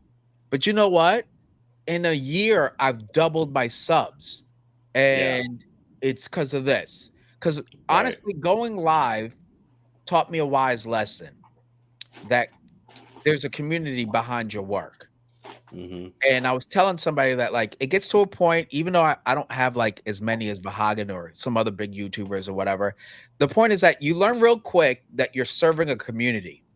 And when I wasn't going live, I got Cooley. I had a few others who were like, hey, you going live? And they would just ask me that, even though it's been months that I didn't go live. And I started saying to my girlfriend, I was like, you know what? These folks would like me to go live. Now, even though it gets me the least amount of views, right? But I'm serving people who actually give a shit about what I do and just connecting. It's a bigger payoff. Don't worry. And you're not even a cat. But that's what I learned. But that's what I learned by doing this. Look a while I get Cooley there. Hey, you go live Thursday? What are you doing? Yeah. And RPJ. He's hit me up before. Exactly. I'll go, oh man. So honestly, with this past 2 years, so much has changed with YouTube and YouTubing in general. And I know the people that win really invite the subscribers a part of their creative journey. It's not like me talking to you, it's about me inviting you. So like today I went in a hike through Muir Woods. I'm going to post that video up. I'm going to hope to finish editing it tomorrow. And it was such a I hope you folks enjoy it, but I really think of stuff about everyone else. So that's what YouTube has changed for me. And that's when I noticed things really went up, if that makes sense. It puts you out there as well. And I'm so sorry. It puts you out in people's vision as well to see Yeah. Totally. And ironically, people come to my channel for Nikon. I swear to God, I've tried talking about other cameras. No one gives a no offense, Malcolm. And then I put a 5.0 update, you know, when I put that video up, and then all of a sudden I get the views. I'm like, I'll be damned. Yeah. And guess which Just with the video following did the months. most? I did 5 videos while WPPI. 5 videos. Guess which one did way better? All the Nikon Nikon one. video, 100%. So I'm like, I guess I'm a Nikon channel. I didn't know that, but that's when I listened to you. I realized what people actually come for. So now I'm gonna talk more about it, I guess. Mhm. And I'll point people to Malcolm for the Sony. Yeah. Yeah. Now they come for the red, Matthew says. Now I have to talk about some red soon. I don't know. I'll be happy to. I don't know if they'll ever send me anything, but I don't think you'll get the red guys going to you, but you get the Nikon guys going red. And we'll be looking for that rose gold again. That's right. Yeah, I'll have to do a review on a camera that I sold my soul to get to do it for you guys. But nonetheless, yeah, this YouTube thing is pretty trippy, man. It really is. I don't even care about Instagram as much anymore, to be honest. I'm like, Instagram's too much, and I don't see the return. But YouTube, I love seeing you guys comment because I actually get to know you all, and I'm like, all right, let me hear your opinion, and I respect the opinion because I see you tune in all the time. It's way more engaged. It's more one-on-one, right, Malcolm? I mean, like you build bonds here. Oh You yeah, get Instagram the live has helped so much in just the ability to communicate the camera. Like my ability to sit here and look at the camera and talk is so much easier and better now after doing lives, and because you realize you are talking to people. Like when I'm filming and I'm talking to the camera, it's so much easier and more fluid now, you know. And then like today, I put a video out and Roy comments on it, and I'm like, you have a relationship and a comment from somebody you know that you recognize, you know, and it's like, hey, cool, you know, all right. And, I love joining these because it supports the little guys. They're just starting out. I'm not into it to follow the algorithm. I'm not into it to really hustle and make something of it. It's just something fun to do and put my equipment to use. That was the big thing for me. And share my knowledge of it, because up until a few years ago, where I just got inundated with work more, I followed Sony. I mean, down to the specs. You know, I knew every camera, every lens, and everything there could be about them, and I started sharing that. And my best performing videos are mostly Sony, and I did a laptop case video and a cell phone case video, and those have done really well as the affiliate side of it. Those are my highest ranking affiliate sales, you know. So that's but I don't go out and buy every cell phone case because it's not my passion. But you know what? I bought this new rock form case for my phone, and the mount, there's a video coming for it. Okay, we'll be looking for it. I think Matt's he's got questions out here. Yeah, he's getting at it. So what are your thoughts on that acquisition, one? And what does everyone edit with? Missed it. He's got another one. What does everyone edit with? So I'm going to answer this first before we go into that discussion. Okay. Go back and watch Robert's last week's stream. We talked. We talked a lot about that. We talked a lot about the red and the editing. We sure did. Yeah, definitely checked out the live stream, Matt. Let's Talk Photography podcast show, and we talked. That was what the whole. That was the two conversations. Was the acquisition of red, the benefits, pros, cons, and then of course, how the heck do we edit all this crap? So 100%. But me personally, I use Adobe Premiere, and we're talking about switching to DaVinci. Yeah, you need to watch that live stream. Did you check that card, Robert? At the end of the stream, we were talking about that card. Did it come with the studio? No, it doesn't. It came with the ATEM controller software. Okay, it came with that. But I think if I bought the next one above it, that's $500. It would have came with it. It was the $299 controller, but the controller is pretty badass. So that's a nice controller for the money. I'm jealous of that. I'm actually gonna edit my next commercial video that I'm producing with DaVinci. So I'll come back and let you know what I think, and that's gonna let me know whether I should just buy the software or not. Because it's So such a good price. I mean, $299. Let's be honest. yeah, like I said, for $300 you get the software. For another $100 you can have the speed editor. You may as well give it a shot. Yeah. I'm so tired of these subscriptions. He says, I don't like the vertical. Malcolm, you need to clip some vertical content on this fire. No, they don't sell. No one watches the shorts. You know, oh shoot, man, the algorithm see, that's me. I'm looking to build and do, particularly some folks just like post and whatnot. But when I go live horizontal, it says okay. When I do vertical though, it tells you in the app, oh, we recommend this because we're gonna push this out some more. And it gets the reach goes much further if you do vertical lives. So if you just different market. Was it yesterday you were at the fashion show? Yeah, when I was at the fashion show, it got pushed out and I was doing average 30 people on there. And when you were there with me on Thursday, I was doing average 15. Right, yeah. Okay, now was I reinventing the wheel? No. You were just watching hot models walk down a runway and me talk about my camera. And I mean, I like doing that, but guess what? It just pushed it out. And when I went live on the Nikon booth at WPPI, I did 1,100 views on that live stream. Wow. Before the hour was up. So I don't know, call me crazy, but there's a strategy to do both. I'm just trying stuff out. But I've not gone into vertical content at all, and I've shot a couple things for it just to try it, and I never published it. It's finding the right clip to keep that entertainment for 30 seconds going. No. Okay, those are shorts. Those are shorts. Yeah, the shorts is up to 60 seconds. But if you just go to live, right, and I just want to post live, if you just want to post live, let me see if this thing will. Jesus, I tell you, I wouldn't go live. I'm about to go dead with this phone. But if you go live, yeah, boy, oh boy, at the right time, I tell you. But if you go live, oh, here it is. So if you go live using this, you could, Malcolm, just talk about the headphones for 15 minutes, 30 minutes, whatever, right? So it's like you could do it and it'll just be but what it does is it not only pushes it out as a live video, it also pushes it to everyone who's watching shorts. So it's twice as push, if you will. If you just do this, it just shows up as a live video on your homepage. But if you do this, interesting. I'm just telling you what I've noticed. Yeah. So if you're looking to build or at least be exposed, that could help. Well, maybe I'll give that a shot.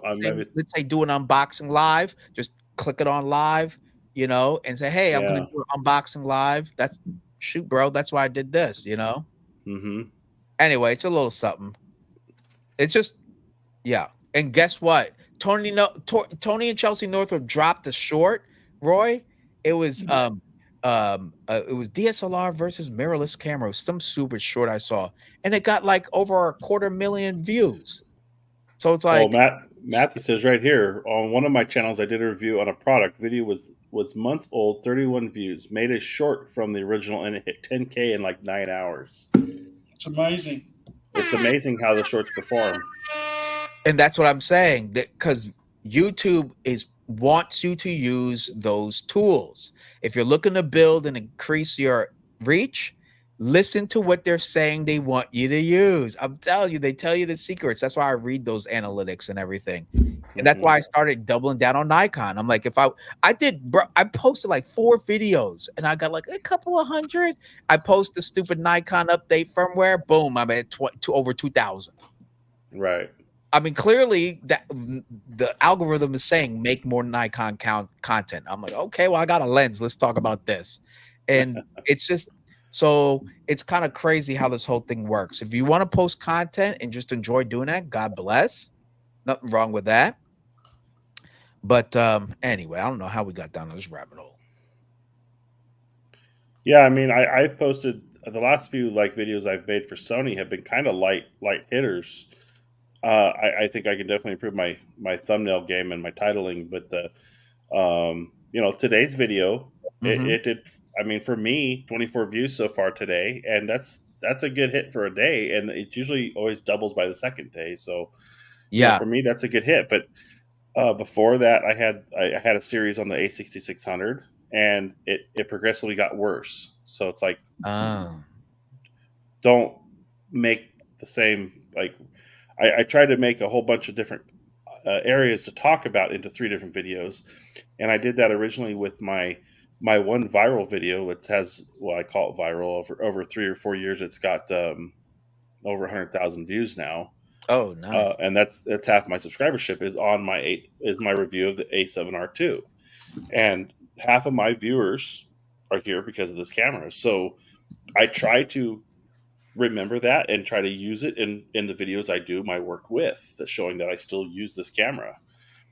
Um, but yeah, I maybe I need to play with this live thing. I'll come up with a short live to do once a week and start doing that. Just to And if you go to your analytics and click on research, then it'll show you what your audience are watching and what key phrases they're looking for, and that's what I would add in your tags in the body, in the tags section and the keyword section, and then add those because that's what they're searching for.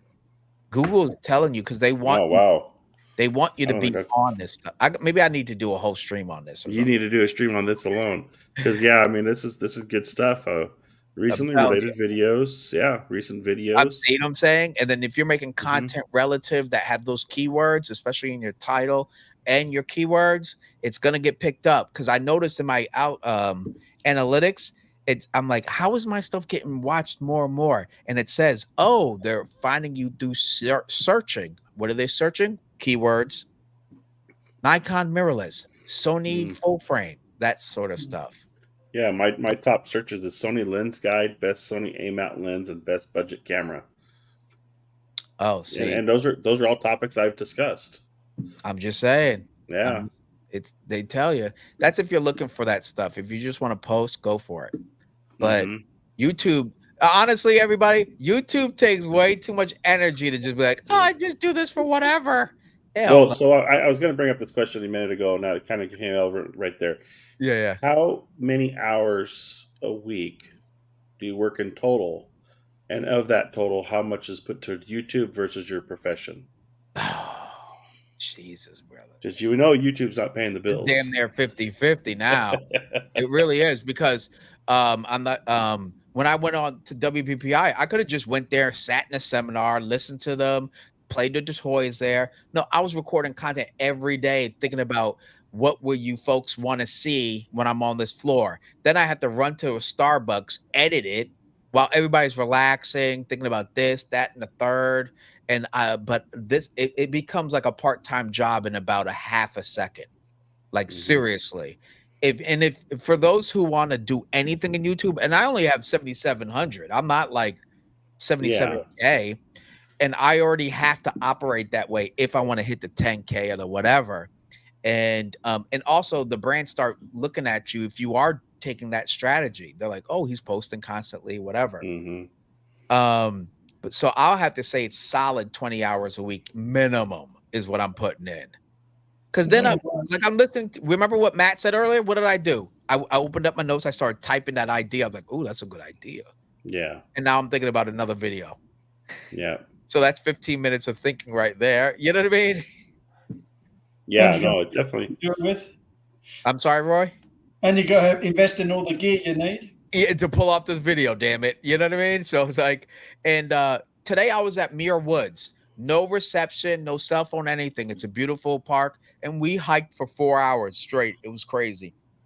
And guess what we were doing more than half the time? Recording content. Let me shoot some photos of you using the new lens I just bought. I'm thinking like it's all for YouTube, and I forget Hmm. about Instagram. Instagram is just good to post, but YouTube is like a community. I'm like, man, okay, I gotta post this stuff. Is this useful? Do you guys want to see this? I don't think about that on Instagram. I don't care. I don't think about that. Half the stuff I do in my day-to-day life, I'm like, okay, if it's not photography related, do I start a channel? Do I make it this channel of working on cars? Oh, why not? I have the knowledge, I have the know-how, I have the ability, I have the tools. Do I want to put that effort into that project as well? Because all of a sudden, what I'm going to get done in 6 hours today turns into I'm going to get done in 30 hours today because I got to film it.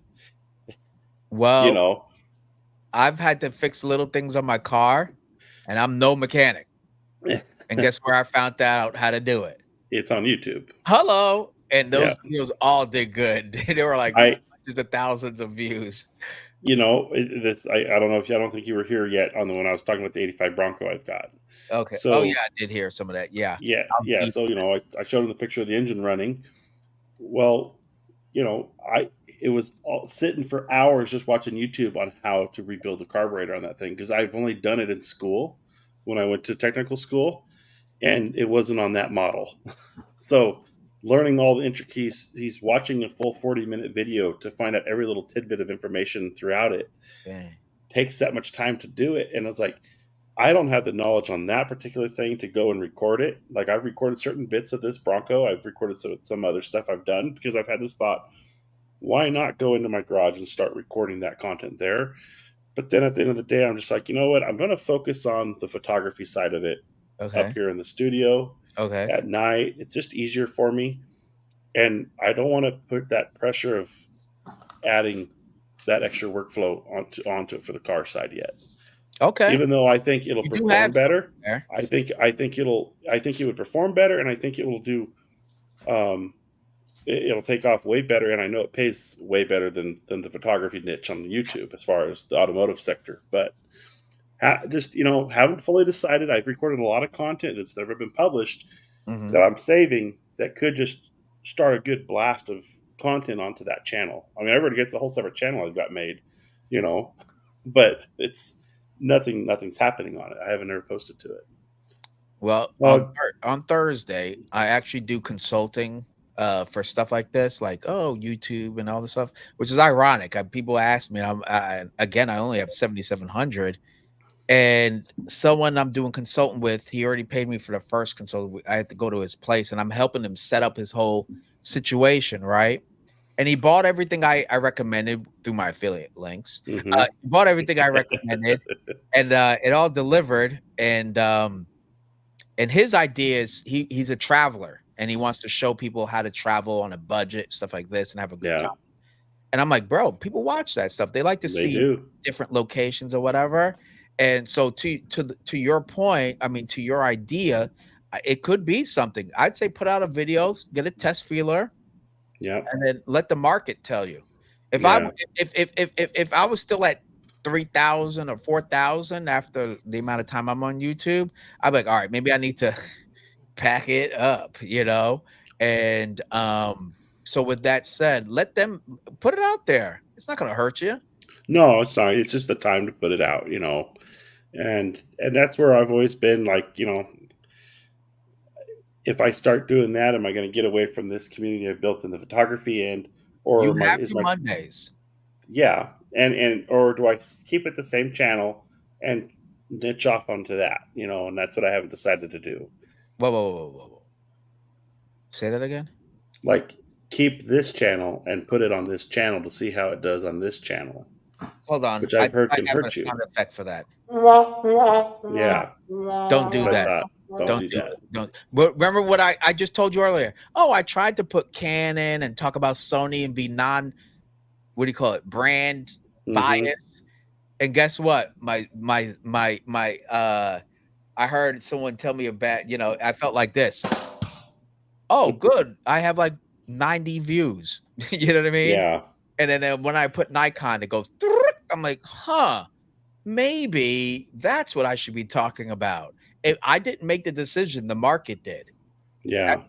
That's marketing 101. You just listen to the street.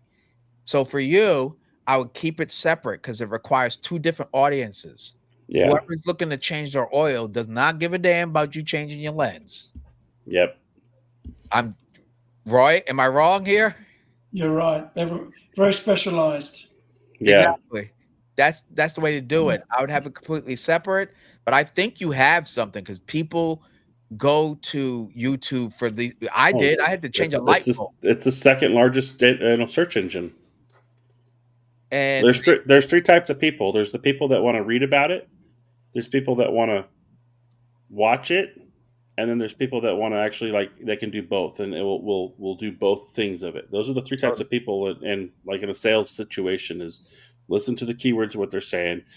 I want to come in and find out about this car. Okay, let's go read about it. Hey, I want to come in and look at this car. Let's go look at the car. You got to look up that word they're asking for in that sales situation, because that's your key to unlocking their interest. Well, I'm just saying you won't know it unless you post it, brother. That's Yeah. all I'm saying. But what does he say? He said, "Did you all know Amazon has a shorts type feature?" I don't know about that. We're going to look that one up too. That. Dang, Matt's dropping some stuff today. Yeah. He said I had about 5 products sent to me, one from Movo and the other brands through Amazon Influencer this week. They pay commissions on top of Amazon shoppable affiliate. I just asked them, will say yes. Well, here's my only thing about influencer stuff, in my opinion. And I noticed this. If I talk about Nikon, people are cool like that because they would like to hear my opinion, and they might see me twist and turn it, use it, shoot with it, whatever. But when I do too many brand collabs in a row, then now I'm just being a car salesman out here, right? Yeah. So, like, if I review a light, they want me to see me use the light. They want to see me use it at least. Hey, this is how I'm doing it. But if I just say, here's the light. Already. What was that, Roy? Not enough of that already. Yeah, exactly. It's like, who cares? You got a light. Congrats. But if they see me use it in a photo shoot or something, and then how I was, then it's a lot different. So just be careful, Matt, to make sure that the content you're creating, even though it's a brand collab, is actually provides some utility to the viewer. He says this is on Amazon. I posted another channel though, so he's got a couple channels he's working with to okay. What do you call it? Diversify his interests, I guess, out there. Sorry, guys, I've got to go. Hey, right, Roy, I appreciate you coming on, man. Thank you for being here. Have a good day. Yeah, and I get emails every now and then for product reviews. I'm sure you get probably at this point you're getting every week you're getting hit up, right? Yeah, man, I get products, and it's photography stuff. A lot of lighting lately. Yeah. I mean, man, am I getting, dude? Like all my lighting is because someone sent it to me. And I mean, it's a blessing, but at the same time, it's like, how about you send me a camera or a lens? Yeah. Hey, be very humble here. Is Sony gifted me these mics. No, that's solid, man. That's awesome. And it wasn't for YouTube. It's not a YouTube thing. It's my ownership of products over the years and the connections I've built with them. And YouTube has definitely been a key point of that, but it's not the driving force of it, which blows me away. Because I said, want to make YouTube video on them, and he goes, no, it's just yours to have, and really? they want a written review, but it's nothing to do with YouTube. But I'm welcome to do it with YouTube. I would definitely do it. There's so many good mics out there, and plus people look up Sony, so that's a good reason. Yeah, and the second one of my second best videos was I bought and of all the videos you don't expect to go, right? Yeah. How many of you made that you just like, oh my God, I can't believe I got 30,000 views on it?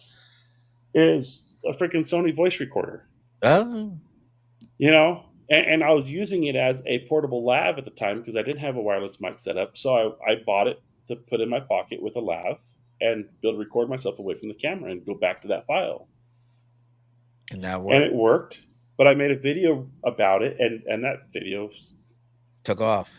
It took off. My largest video, let me see my largest, was me giving a tip on Instagram, like about how to use Instagram. And that son of a gun is ridiculous. I'm not gonna lie. I want to say it's at 250, something like that. and I had no clue people gave a damn. Yeah, here it is. Oh, excuse me, it's at 2:34. But how to avoid Instagram from compressing and ruining your photos. There you And that, go. and then another one is how to avoid cropping your photos in Instagram. And it's like, who would have thought those are the ones, yeah, no Nikon videos gotten close. And then, oh, I have had some shorts hit big. Like I have a short right now that's doing ridiculous. So that's another thing. Don't believe the hype, man. I'm telling you, the shorts will get you views, will get you exposed. That's So my highest video is 121,000, and it's my A7R2 review, and it's easily it was doing 5,000 a month, no problem. It's leveled off. It's doing about 1,700 as the camera gets older. It's less relevant, but it was trending #1 on A7R2, outbeating a lot of big YouTubers when you did that search. For a yeah. long time. The second one is that wireless lav, the voice recorder. It's got 28,000 views. So that's a good amount of views right there. And then my old phone case is 18,000 almost. 18,000. Oh Yeah. wow. And then my MacBook Air or my MacBook Pro case I made a video on is 15.5, and it's my highest affiliate link. I get monthly hits on that all month long. See, that's the thing. Yeah, that's why it's like, you just never know what's gonna work and what pop. No. I have this one short that's still going viral. Like in the last, what is this you're talking about? Oh, in the last 28 days, it got almost 17K, and that's just in the last 28 days. Total, it's at 126, and that's just a short. It must be 10. Well, how long is this thing? 9 seconds. Wow. And the average view duration is 14 seconds. So they watch it one and a half. Watch it. Yeah. Yeah. And in just the 48 hours, it got 1,100 views. I mean, I don't know what the hell it is about it. Hell, I got some comments today on it some more. They just love this fucking video. And it's just, who would have known? This algorithm stuff is crazy. That's why you'll never understand it. I don't know what people think I'll never understand this stuff. The most oddest thing goes crazy. You ever notice that? Oh yeah, no, I've made videos just to make them, and it's like all of a sudden it's like going, man, I should have put more time into that video. Yeah, I know. Maybe I should talk more about Instagram. But but no, you're absolutely right. It's kind of crazy that way. It is what it is, As long as it keeps working, man. I'm trying to hit the 10K. Yeah, you'll get there. You'll hit it. That's what I want. By the end of my goal is by the end of this year, hit 10K. So, but nonetheless, I have to. Oh, it's 9 o'clock. I definitely have to get to bed because I want to. The video I made today at Muir Woods, I want to put that up. It's talking about the importance of getting away from the city, from the studio, and reconnecting with nature. That's what I do, at least. And then I'm going to be sharing some photos I took of Venusa, and yeah, that's just positive vibes. This one's not a gear review; it's just a more of a vlog kind of a thing, I guess. Yeah, sounds great. I look forward to watching it. I know, like my last video before this last one, was on the motorcycle ride. I just, I'm gonna just goof off and throw my shirt in the bag with my camera, and I'm gonna go make a video up here. And why not? It was a fun video to make. Even though it may not be very relevant to a lot of my audience, but it was just fun to make, and see how it does in the long haul. Yeah, dare I say we try to have fun on this damn platform. Yeah, right. Matt, thank you very much. If you want, feel free to tune in. I will be live, all you guys, on Thursday. Okay. 5 p.m. Pacific Standard Time. And so hopefully, I meant to post the premiere thing or whatever today, but I was out hiking, so I'll post it tomorrow. You guys come jump on. I think we talked about that. We may talk about video, but I think we're gonna change it. What did we say we were just talking about earlier? We were talking about was it YouTube or was it YouTube? Well, we were talking about the YouTube algorithm and like how it hits, and then but maybe we'll still talk about video. Actually, let's talk about video.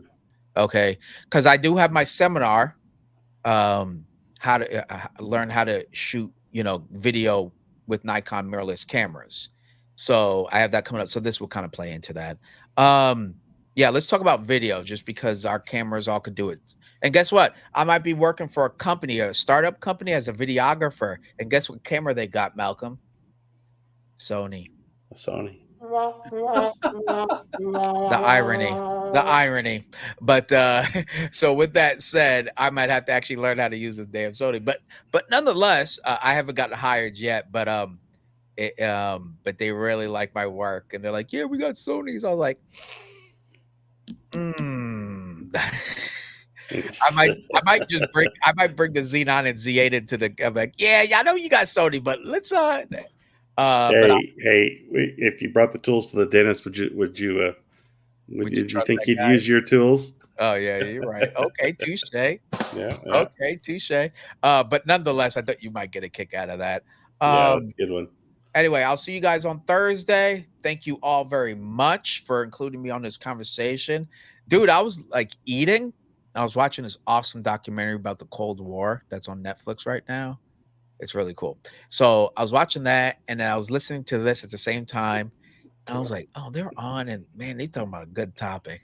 I was like, you know what? Let me slap this hat on my head and just fire it up. So anyway, all right, guys, have a good one, okay? Have a good night, Robert. Thank you. Bye-bye. We'll see you Thursday. Uh-oh, here we go. Anyway, all right, guys, take care. Bye-bye. All right, Matthew. Take care. Cooley, Malcolm, Robert. Yes, sir. Appreciate you coming on tonight. We'll go ahead and wrap it up here for me too. I got work to do also. Cooley, looks like you were well rested there. I don't know. It never fails. Every time I suck down, it's these damn M&Ms. It gets me every time. Oh geez. Oh yeah. I had to stop eating those. I've gained so much weight in the last couple of months. I've got to curb that. So, been trying my best. All right, man. I mean, if you need any advice on doing the senior stuff, give me a holler, okay? Yeah, I might make a good topic about it next Monday. I'm going to go out and practice this weekend, I think, if the weather's decent, and that'll raise more questions for me. So maybe we'll make the live topic about that, and we'll dive into it. There's nothing wrong with TTL either on the 8200s.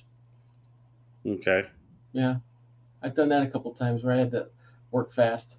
Yeah, I don't, like I said, I just have the speed light. Yeah. I don't have anything really fancy, so I'm going to be dealing with what I can, but I'll make it work. We got enough here to do it. So, all right, dude. All right, man. Yeah, have a good night. Thanks for coming on. Later. Bye. All right, and with that, guys, I'm going to call it a night. We hit 2 hours, so not too bad right there. Big thanks to Cooley, Roy, and Robert for joining in tonight. Definitely appreciate you being here. Matthew for hitting us up in the comments. Don't think anybody else. Yep, that was it for today in the comments. So, see you guys on the next one and in the next video. We'll talk to you later. Good night.